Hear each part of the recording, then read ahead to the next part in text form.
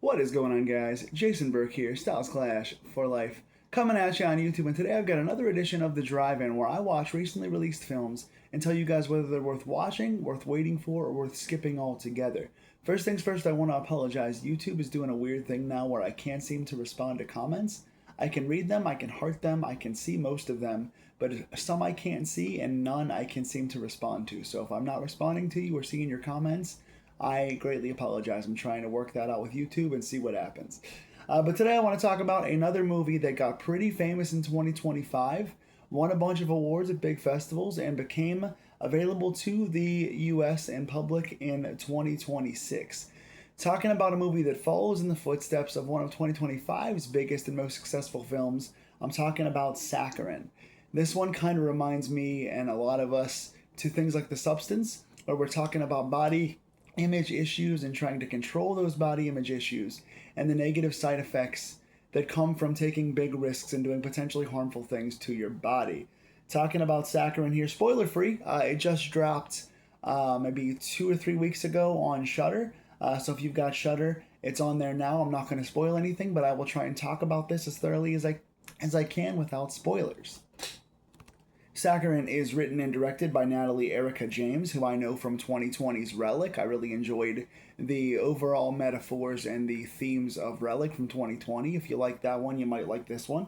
Written and directed by Natalie Erica James, starring Midori Francis as Hannah. And basically, Hannah is somebody who is food obsessed. She loves food. She's addicted to food and sugar and all the sweet things. Aren't we all? I know that I am. But she's addicted to these things and she has a crush on her fitness instructor, but none of the things she does, like taking fitness classes, seems to be having any effect on her losing weight, and she has a poor self-image. So she runs into someone she used to know who used to be a bigger girl who's now lost a lot of weight, who convinces her to take these pills to cause instant weight loss. And when she finds out what is inside the pills, she decides not to stop doing them because it's weird and different, but actually because her job allows her to make her own supply of these pills. What she does for work gives her access to the materials that goes inside these weight loss pills. So she decides to continue to take these pills, and she sees the weight loss. She definitely gets the benefits of the weight loss. But of course, things that seem too good to be true usually are, and this one is, and it leads to a bit of a ghost spirit following her around for certain purposes. That's kind of my non-spoiler synopsis. First things first, the visuals.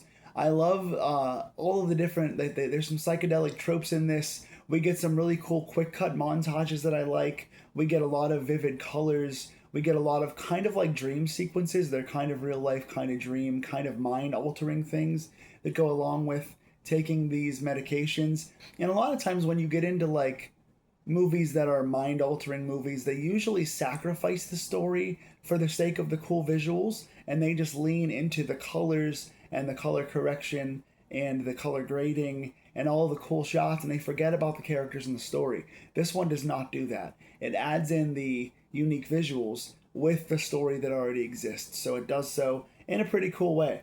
Next positive is the concepts. I really love the idea of self-image being a part of internalized horror. I think we all have some self-image issues, whether it's myself with my disability, whether it's our looks, whether it's our, a part of our body that's a problem part that we think is not in shape, whether it's our mobility, whatever it might be, we've all got some kind of self-image issues that we have, and I think that lends itself to really good horror. And yes, it's a subgenre that's being explored a lot more recently, especially after the success of The Substance last year, which I loved. Go check that one out if you haven't. But I think it's a genre there's a lot to be mined from. There's a lot of different image issues that can be explored in this subgenre of horror, and I think this one is done pretty well as a concept also.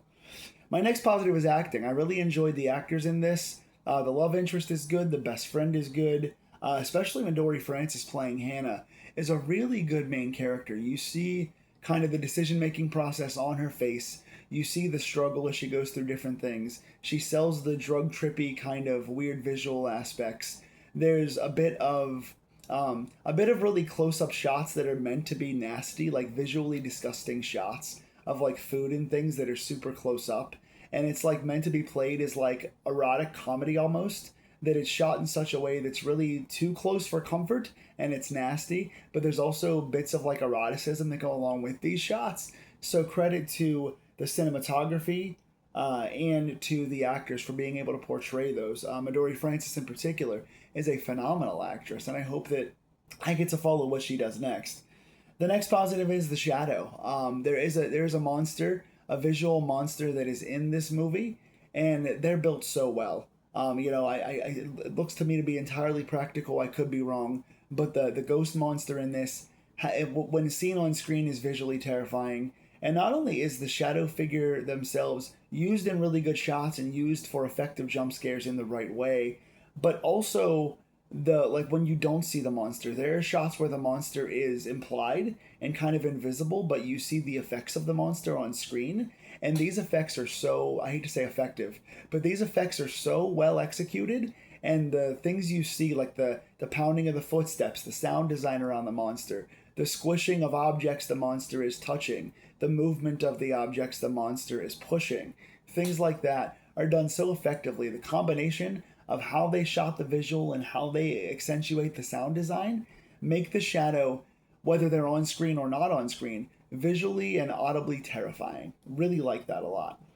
Next thing, the shot collection. This goes along with, again, the quick cuts, the editing montages, the psychedelic shots with the colored backgrounds, the shots of the up close food stuff.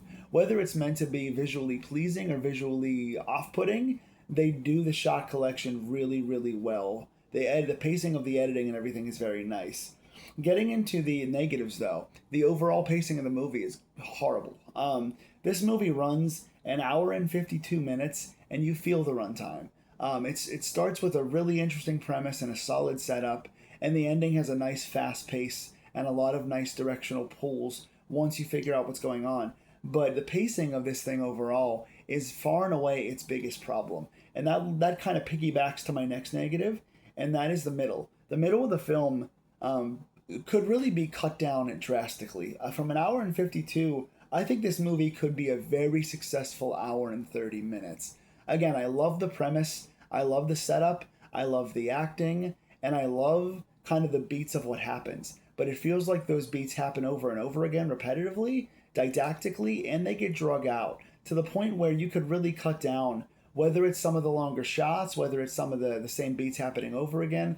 They could have easily taken out 22 minutes of this movie and really made it tighter and made it essentially a fairly perfect film. This could have been on the level of The Substance for me, which was my number 2 favorite film last year. This could have been right up there had the pacing in the middle been more solid, but it really drags to the point where, although the premise and characters are interesting, I didn't really care by the end of the movie. I had to press rewind a couple of times on my remote. I had to go back, and this is in my next negative, the ending. I had to go back and rewatch the ending of the movie because even though I just saw it about 8 or 9 days ago, I already forgot how it ended.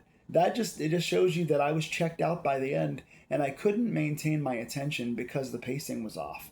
Once we get to the ending, I don't think it's that satisfying. I know what Natalie Erica James was going for, and I respect the choice. As a filmmaker, I like somewhat dark, somewhat ambiguous, somewhat kind of black pit kind of endings. I'm a big fan of that sort of style. I use it in my own movie making a lot, and my book writing as well.